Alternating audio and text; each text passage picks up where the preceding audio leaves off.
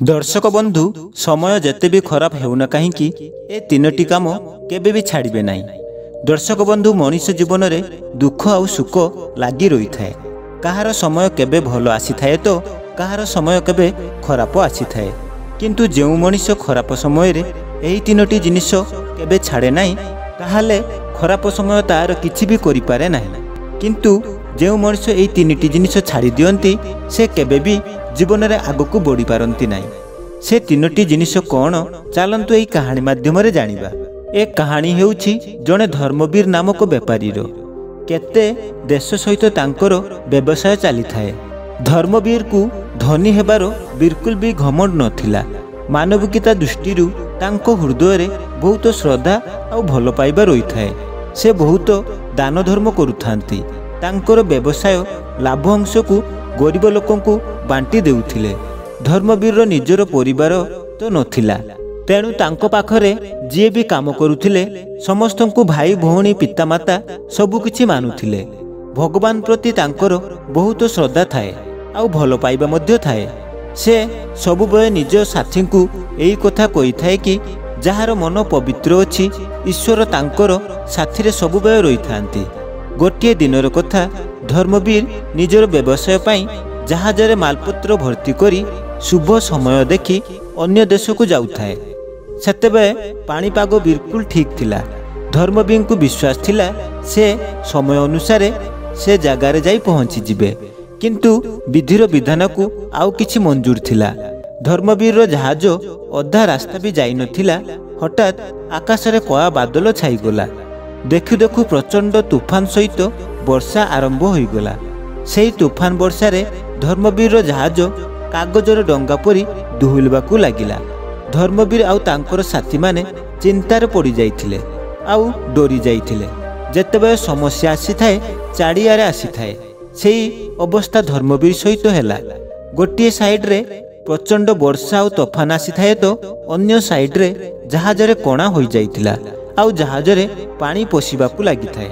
जहाजर भारी कम करिबा पाई जहाजरे जो मालपत्र थिला बाहर को पकाइबा आरंभ करिले। कोनसी प्रकार जहाज हालुका होई जिवो आउ जहाज डुबिबारु बंची जिवो, किंतु कोनसी लाभ हैला नाही। जहाज डुबिबाकू लागिला। धर्मवीर निजर साथी माननकू समुद्र को डेइबाकू कहिले आउ निजे भी समुद्र को डेई पड़िले। कोनसी प्रकार समस्तंकर जीवन बंची पारिबो। किछि समय परे धर्मवीर जेउ साथी थिले निज पाखरु दूर को चली जाइथिले। जेमिति सेमिति करी धर्मवीर हातरे गोटिए काठर पट्टा बाजिगला आउ काठर पट्टा को धरी पहरिबाकू लागिले। किछि समय परे तूफान कमिगला, वर्षा भी कमिगला। समुद्र धीरे धीरे सामान्य हेबाकू लागिला। सेही समय रे धर्मवीर को केही जणे चिल्लाइबार शब्द सुनागला।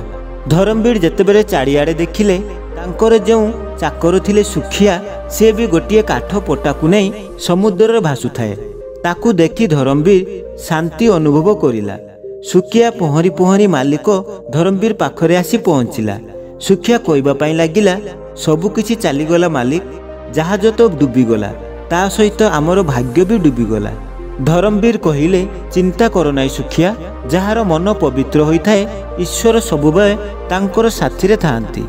पूरा राति सेमाने समुद्र लहरी सहित संघर्ष करिया पई लागिले। अंधारे गोटिए माछ आसी धर्मवीर आखि को आघात करिदेला। धर्मवीर आखिर आघात करिबा हेतु तार आखिर आलोक चलीगला। सकाळु मालिक धर्मवीर आखिरु रक्त बाहरिबार देखि सुखिया चिल्लाइबा पई लागिले आउ कहिले, लागुछि कोनोसी जल प्राणी आपनकु गंभीर आघात देइछि, एबे कोन हेबो। धर्मवीर को कष्ट तो हेउथाए किंतु से दुखी नथिले। से कहबा पई लागिले, अंध तो मु होई जाइछि किंतु वंचित जाइछि, भगवान मोर साथी रे अछंती। धर्मवीर पचारिले, भाई समुद्र कूळ देखा जाउछि कि? सुखिया कहिले, हाँ देखा जाउछि। आउ दुई जण समुद्र कूळे आसी पहुंचिले। धर्मवीर निज पॉकेट रे गोटे हीरार आंगुठी बाहर करी सुखिया को देई देले आउ कहिले, सुखिया ए हीरार आंगुठी को नहीं बजार रे कोनोसी भल व्यापारी को पाखकू जाओ आउ भल दाम रे ताकू बिक्री करि देबो। सेतिरु जहाँ भी टंका मिलिबो सेतिरे आमर खाद्यर व्यवस्था होई जिवो। बाकी जहाँ टंका रही जिवो ताकू नहीं आमे आम गाँ को फेरी जिवो। ସୁଖିଆ ଆଙ୍ଗୁଠିକୁ ନେଇ ବଜାରକୁ ବାହାରି ଗଲେ ଆଉ ବେପାରୀ ପାଖରେ ଯାଇ ପହଞ୍ଚି ଆଙ୍ଗୁଠି ବିକ୍ରି କରିଦେଲେ। ସେ ଆଙ୍ଗୁଠି ବହୁତ ଦାମରେ ବିକ୍ରି ହେଲା। ବହୁତ ଟଙ୍କା ମଧ୍ୟ ସୁଖିଆକୁ ମିଳିଲା। ସୁଖିଆ ଏତେ ଟଙ୍କା ଦେଖି ତାର ଲୋଭ ଆସିଗଲା। ସେ ଲୋଭରେ ଅନ୍ଧ ହୋଇଯାଇଥିଲା। ଯାହା ବି ଆଙ୍ଗୁଠି ବିକ୍ରି କରିଲା ପରେ ଯେତେ ସବୁ ଟଙ୍କା ମିଳିଥିଲା ସେସବୁ ନେଇ ସେଠାରୁ ସେ ପଳାଇଗଲା ଆଉ ଫେରିକି ଆସିଲା ନାହିଁ। ସେଠାରେ ଭୋକ ଉପାସରେ ବସି ସୁଖିଆର ଅପେକ୍ଷା କରିଥାଏ ଧରମବୀର, କିନ୍ତୁ ସୁଖିଆ ଆସିଲା ନାହିଁ। କିଛି ସମୟ ପରେ ଧରମବୀର ପାଖ ଦେଇ ଜଣେ ଭଦ୍ର ବ୍ୟକ୍ତି ଯାଉଥିଲେ। ସେ ଦେଖିଲେ ଜଣେ ଅନ୍ଧ ବ୍ୟକ୍ତି ସେଠାରେ ବସିଛନ୍ତି। ଯେ ଭଦ୍ର ବ୍ୟକ୍ତି ଧରମବୀରକୁ ରାଜାଙ୍କ ପାଖକୁ ନେଇଗଲେ। ରାଜା ତାଙ୍କର ପୁରା କାହାଣୀ ଶୁଣିଲେ ଆଉ ରାଜା ବହୁତ ଦୁଃଖ ପ୍ରକାଶ କରିଲେ। ରାଜା ବହୁତ ଦୟାବାନ ଥିଲେ। ରାଜାଙ୍କର ମନରେ ଧରମବୀର ପ୍ରତି ଦୟାର ଭାବ ପ୍ରକାଶ ହେଲା ଆଉ ଧରମବୀରକୁ ରାଜମହଲରେ ରହିବା ପାଇଁ କହିଲେ। କିଛି ସମୟ ଚିନ୍ତା କରି ଧରମବୀର କହିଲେ, ହେ ରାଜା, ଆପଣଙ୍କର ଏ ପ୍ରସ୍ତାବରେ ମୁଁ ଆପଣଙ୍କୁ ଧନ୍ୟବାଦ ଦେଉଛି, କିନ୍ତୁ ମୁଁ ସବୁବେଳେ ଏଠାରେ ଅତିଥି ହୋଇ ରହିବାକୁ ଚାହୁଁନାହିଁ। ମୁଁ ଚାହୁଁଛି ମୋତେ ଆପଣ ପରାମର୍ଶଦାତା ଭାବରେ ରଖନ୍ତୁ। ମୋ ପାଖରୁ କାମ ନିଅନ୍ତୁ। ଆପଣଙ୍କର ଯେତେ ବି ମହତ୍ତ୍ୱପୂର୍ଣ୍ଣ କାର୍ଯ୍ୟ ଅଛି ମୁଁ ସେସବୁ ବିଷୟରେ ଠିକ୍ ପରାମର୍ଶ ଦେଇପାରିବି। ଧରମବୀରର ଆତ୍ମବିଶ୍ୱାସ ଦେଖି ରାଜା ବହୁତ ପ୍ରଭାବିତ ହେଲେ। ସେଇଦିନ ପାଖରୁ ଧରମବୀର ରାଜାଙ୍କର ମନ୍ତ୍ରିମଣ୍ଡଳରେ ଯୋଗ ଦେଲେ। କିଛି ମାସ ପରେ ଦୂର ଦେଶରୁ ଜଣେ ହୀରାର ବେପାରୀ ରାଜାଙ୍କର ମହଲକୁ ଆସିଲେ। ତାଙ୍କର ଦେଖାଇଥିବା ଗହଣାରୁ ରାଣୀଙ୍କୁ ଗୋଟିଏ ହୀରାର ହାର ପସନ୍ଦ ଆସିଗଲା ଆଉ ରାଜା ଧରମବୀରକୁ ପାଖକୁ କିଛି ବି ପରାମର୍ଶ ନ ନେଇ ସେ ହାରକୁ କିଣି ନେଇଥିଲେ। ଧରମବୀରକୁ ଯେତେବେଳେ ଏ କଥା ଜଣାପଡ଼ିଥିଲା, ଧରମବୀର ରାଜାଙ୍କ ପାଖକୁ ଯାଇ କହିଲେ, ରାଜା, ଆପଣ ଆପଣଙ୍କର କଥା ରଖିନାହାନ୍ତି। ମୁଁ ଏଠାରେ ଆଉ ରହିପାରିବି ନାହିଁ। ରାଜା ଏଥିପାଇଁ ଧରମବୀର ପାଖରୁ କ୍ଷମା ମାଗିଲେ ଆଉ ଧରମବୀରକୁ ହାର ଦେଇ କହିବା ପାଇଁ ଲାଗିଲେ, ଏ ରହିଲା ହାର, ଏହାକୁ ଦେଖ ଆଉ କୁହ ଏହା କେମିତି ରହିବ। ହୀରାକୁ ଜାଣିବା ପାଇଁ ଧରମବୀରକୁ ଆଖିର ଆବଶ୍ୟକତା ନଥିଲା। ଧରମବୀର ସେ ହାରକୁ ହାତରେ ନେଇ ଦେଖିବା ପାଇଁ ଲାଗିଲେ ଆଉ ପାଟି କରି କହିଲେ, ଏ ତ ନକଲି ହୀରା ମହାରାଜ। ଆପଣ ଯଦି ଚାହିଁବେ କୌଣସି ବଡ଼ ହୀରା ବେପାରୀକୁ ଦେଖାନ୍ତୁ। ବଡ଼ ହୀରା ବେପାରୀକୁ ଡକାଗଲା। ବଡ଼ ହୀରା ବେପାରୀ ସେ ହୀରାର ହାରକୁ ନେଇ ପରୀକ୍ଷା କରିଲେ ଆଉ ସେ ବି କହିଲେ, ଏ ତ ନକଲି ଅଟେ, ଏହାର କୌଣସି ମୂଲ୍ୟ ନାହିଁ। ରାଜା ଧରମବୀରକୁ ବହୁତ ଧନ୍ୟବାଦ ଦେଲେ ଆଉ କହିଲେ, ଆଜି ପାଖରୁ ମୋଠୁ ଏମିତି ଭୁଲ କେବେ ବି ହେବ ନାହିଁ। ମୁଁ ତୁମ ପାଖରୁ ପରାମର୍ଶ ନେବା ପାଇଁ କେବେ ବି ଭୁଲିବି ନାହିଁ, କାହିଁକି ନା ମୁଁ ଦେଖିସାରିଛି ବିନା ପରାମର୍ଶରେ ମୁଁ ଏ ହାରକୁ କିଣିଥିଲି। ଏଥିରେ ବହୁତ କ୍ଷତି ହେଲା। କିଛି ଦିନ ପରେ ଜଣେ ଯୁବକ ରାଜ ଦରବାରରେ ଆସି ପହଞ୍ଚିଲେ। ତାଙ୍କର ଲମ୍ବା ଚଉଡ଼ା ଶରୀର ଥିଲା ଆଉ ହୃଷ୍ଟପୁଷ୍ଟ ମଧ୍ୟ ଥିଲେ। ରାଜା ତାଙ୍କୁ ପଚାରିଲେ, ତମେ କିଏ? ଏଠାକୁ କ'ଣ ପାଇଁ ଆସିଛ? ସେ କହିଲେ, ମୋର ନାମ ଭଦ୍ରସେନ ଅଟେ। ମୁଁ ଆପଣଙ୍କର ସବୁଠୁ ବଡ଼ ଶତ୍ରୁ ରାଜା ବୀରଭଦ୍ର ରାଜ୍ୟରୁ ଆସିଛି। ମୁଁ ବୀରଭଦ୍ରର ସୈନିକର ମୁଖ୍ୟ ଭାବରେ 12 ବର୍ଷ ଧରି କାମ କରିଛି। ଗୋଟିଏ ଦିନ ବୀରଭଦ୍ର ଆଗରେ ମୁଁ ଆପଣଙ୍କର ପ୍ରଶଂସା କରି ଭୁଲ କରିଦେଲି। ସେଥିରୁ ବୀରଭଦ୍ର ରାଗିଯାଇ ମୋତେ କାମରୁ ବାହାର କରିଦେଲେ। ସେଥିପାଇଁ ମୁଁ ଜୀବିତ ଆଉ କେଉଁଠାକୁ ଯିବି? ତେଣୁ ମୁଁ ଆପଣଙ୍କ ଶରଣରେ ଆସିଯାଇଛି। ରାଜା ପଚାରିଲେ, ମୋ ପାଖରୁ କ'ଣ ଚାହୁଁଛ? ସେ ଯୁବକ କହିଲେ, ମୁଁ ଆପଣଙ୍କ ଭଳି ରାଜା ପାଖରେ ସେବା କରିବା ପାଇଁ ଚାହୁଁଛି। ରାଜା ଧରମବୀରକୁ ପଚାରିଲେ, ଧରମବୀର, ତୁମର କ'ଣ ମତ ଅଛି? ଧରମବୀର କହିଲେ, ଏ ଯୁବକ ଯଦି ବୀରଭଦ୍ର ପାଖରେ ଏତେ ବଡ଼ ପଦରେ କାମ କରିବା ପରେ ମଧ୍ୟ ଯଦି ବିଶ୍ୱାସଘାତକ କରିପାରେ, ତାହେଲେ ସେ କାହାରିକୁ ବି ଧୋକା ଦେଇପାରନ୍ତି। ରାଜା ସାହେବ, ଏ ଯୁବକ ସମୟ ସୁଯୋଗ ପାଇଲେ ଆପଣଙ୍କୁ ମଧ୍ୟ ଧୋକା ଦେଇପାରନ୍ତି।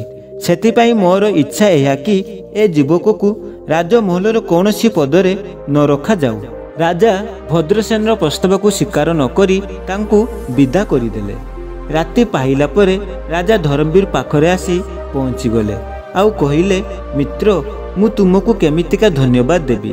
ଧରମବୀରକୁ କାନ୍ଧରେ ଲଗାଇ କହିଲେ, କାଲି ରାତିରେ ମୋର ଶୟନ କକ୍ଷରେ ଜଣେ ଯୁବକ ପଶି ଆସିଥିଲା। ସୈନିକମାନେ ସେ ବ୍ୟକ୍ତିଙ୍କୁ ଧରିଲେ। ସେ ବ୍ୟକ୍ତି ଭଦ୍ରସେନ ଥିଲେ। ସେ ମାନିଗଲେ କି ମୋର ହତ୍ୟା କରିବା ପାଇଁ ତାଙ୍କୁ ବୀରଭଦ୍ର ହିଁ ବଟାଇଛନ୍ତି। ଭଲ କଲ କି ତମେ ତାଙ୍କୁ ନ ରଖିବା ପାଇଁ ପରାମର୍ଶ ଦେଇଥିଲ। से घटना पर राजा धर्मवीर पाखरे आभारी हो जाइथिले। राजा धर्मवीर को बहुत सारा धनरत्न दे गोटे सुंदर घर बनाई देले। किंतु धर्मवीर तो साधारण जीवन बंचु थांती। जहाँ भी तांको पाखरे धनरत्न थिला सबु पुण्य कामर लगाई देउथिले। गोटे दिनर कथा, धर्मवीर किछि गरीब लोकंकु बसाई खाइबाकू खाद्य देउथिले। सेही समय रे जणे जणाशुणा लोकंकर आवाज सुनागला। से व्यक्तिंकर हाथ धरी धर्मवीर कहिले, सुखिया तुमे? सुखिया कहिले, हाँ मालिक। धर्मवीर पचारिले, तुमरे ए अवस्था किए करिला? सुखिया कहिले, मोर कथा कौन कहिबे मालिक। आज आपणको एठारे देखि आपणकर गोटे कथा मने पड़ी जाउछि। जहार मन पवित्र होइथाए ईश्वर सबुबे तांकर साथ देई थांती। मालिक, आपण सतरे भगवान अटंती। मते देखंतु, आपणको सहित विश्वासघातक करी से टंका को नहीं जीवा परे तु मु आत्मसात करि पारिली नाही। मु आपण को जेबे पाखरु धोखा देइछि सेबे पाखरु मोर ए अवस्था होई जाइछि। आपण को पाखरु क्षमा मागिबा को साहस हेला नाही। चोरीर दंडरे आपण मते काळ कोठरी रे रखि दियंतु। मालिक धर्मवीर कहिले, सुखिया तमे तमरो पापर प्रायश्चित करि सारिछो। सेतिपई तमरो अंतरात्मा पूरा सफा अछि। एबे तुमरो मन निर्मल होई जाइछि। धर्मवीर सुखिया को घर को नहीं गले। तांको हाथ में गोटे पुटुआ धराई देले। आउ कहबा पई लागिले, ये रखंतु सुखिया, निजर काम आरंभ करो, बहुत परिश्रम करो आउ कष्ट करो। मोर ए कथा को सबुबे ध्यान रे रखिबो। जहार मन पवित्र होइथाए भगवान सबुबे तांकर साथ देई थांती। सुखिया विनम्र भावरे होई कहबा पई लागिले, आपणकर ए सेवा मु केबे भी भूलिबि नाही। धर्मवीर पाद को छुई सेठारु चलीगले सुखिया। 2 वर्ष बीतीगला। गोटे दिन धर्मवीर निजर घरे बसी भगवानकर पूजा पाठ आउ आराधना करुथिले। सेही समय रे जणे जणाशुणा आवाज तांको कानरे पड़िला, मालिक केउठारे अछंती आपण? देखंतु आपणको पई मु कोन नै आसीछि। धर्मवीर कहिले, आरे सुखिया केउठारे थिलो एते दिन? सुखिया कहिले, मालिक मु आपणकर सबु प्रश्नर जवाब देबी, प्रथमे आपण सोई पड़ंतु। सुखिया धर्मवीर आखिरे गोटे औषध 2-3 बुंद पकाई देले। आखिरे बहुत कष्ट होउथाए, किंतु किछि समय मध्यरे से कष्ट जंत्रणा सब बंद होइगला। आउ ठंडा हबाकू लागिला आखि। धर्मवीर आखि बंद करी रखिथिले। सुखिया कहिले, मालिक एथर धीरे धीरे आपणकर आखि को खोलंतु। धर्मवीर जेमिति आखि खोलिले चिल्लेइबाकू लागिले, काहेकि ना से समस्तंकु देखि पारुथिले। धर्मवीर कहूथाए, मु स्वप्न देखुनी तो? मोर आखिर आलोक फेरी आसीगला। केउठारु पाइलो ए चमत्कारी औषध? सुखिया कहिले, आपणकर देइथिबा टंकारे मु गोटे छोट व्यवसाय आरंभ करिली। सेही व्यापार समय रे मते जणे भद्र व्यक्ति मिलिले। से जड़ीबुटी रे औषध बनाइबार माहिर थिले। तांकर बनाइथिबा औषध बहुत असाध्य रोग को भल करि देइथाए। से औषध मु तांको पाखरु नै आसीछि। खुशी रे धर्मवीर सुखिया को कंढाई पकाइले आउ आशीर्वाद देबाकू लागिले, ईश्वर सदा तुमर साथी रे रुहंतु। दर्शक बंधु, जो व्यक्तिर खराब समय चली थाए तांकू केबे भी ए 3टी जिनिस छाड़िबा कथा नुहे। प्रथम कथा, तांकू भगवान उपरे विश्वास को बनाई रखिबा कथा। तांकू पूरा विश्वास हेबा दरकार जे भगवान मोर साथी रे अछंती। भगवान सबु समय रे मोर साहाय्य करुथांती। ए खराब समय शेष हेबो, पुनी थरे भल समय मो पाखकू आसीबो। आउ द्वितीय कथाटी हेउची, पर उपकार दयार भावना सबुबय मन भितरे रहिबा दरकार। सबुबय अन्यर साहाय्य करिबा मनोभाव रहिबा दरकार। आउ तृतीय कथा, काहारी को धक्का देबा कथा नुह। सबुबय सत्यर रास्तारे चलिबा दरकार।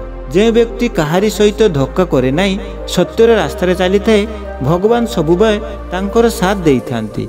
केबे भी तांकर खराब हेबाकू दियंती नाही।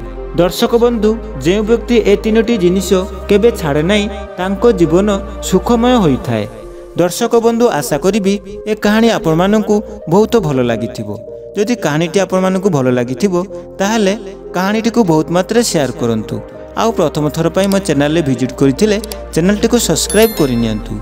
एमिति सुंदर सुंदर कहानी एई चैनल रे सुनिया पई पाइबे।